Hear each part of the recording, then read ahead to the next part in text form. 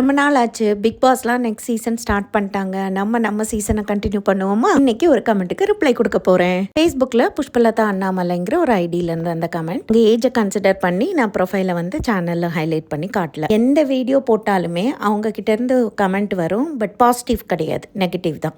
எல்லாருக்கும் பிளேட்ல food serve பண்ணி கொண்டு போய் கொடுக்குறீங்க, அவங்க எடுத்து சர்வ் பண்ணி சாப்பிட்டுக்க மாட்டாங்களான்னு நீங்க பண்ணிடுவீங்க. ஆனா நாளை உங்க மருமக ரொம்ப கஷ்டப்படுவா அப்படின்னு சொன்னாங்க. ரொம்ப நல்ல எண்ணத்திலே கூட சொல்லியிருக்கலாம். பட் நான் என் பாயிண்ட் எக்ஸ்பிளைன் பண்ணுறேன். இப்போ ரீசெண்டாக 2-3 இயர்ஸாக நான் வந்து எக்ஸாமுக்காக அடிக்கடி ட்ராவல் பண்ணி போயிடுவேன். இல்லைனா இப்போ ஒர்க் ஜாயின் பண்ணதுக்கப்புறமா ஆஃபீஸ் போயிடுவேன். நான் வீட்டில் இல்லாத நேரம்லாம் என் பிள்ளைக்கு டேபிளில் சாப்பாடு வச்சுட்டு போயிடுவேன். அதுவாக சர்வ் பண்ணி தான் சாப்பிட்டுக்கிடும். அவ்வளோ தூரம்லாம் நான் யோசிக்கலை. இது வந்து ஒரு மதர் திங். நான் இருக்க நேரம் என் பிள்ளைக்கு சாப்பாடு கொடுக்குறேன். தாண்டி ஒரு உண்மையை ஒத்துக்கிறேன். அவனுங்களையே சர்வ் பண்ண சொன்னோம்னா பாதி சட்னியும் டேபிளில் தான் கிடக்கும். நரம்பு தளர்ச்சி வந்தவன் மாதிரியே கரண்டியை ஆட்டிக்கிட்டு தட்டில் சட்னியும் ஊற்றுவானுங்க. அதை க்ளீன் பண்ணுறதுக்கெல்லாம் என் உடம்புல தெம்பில்லம்மா.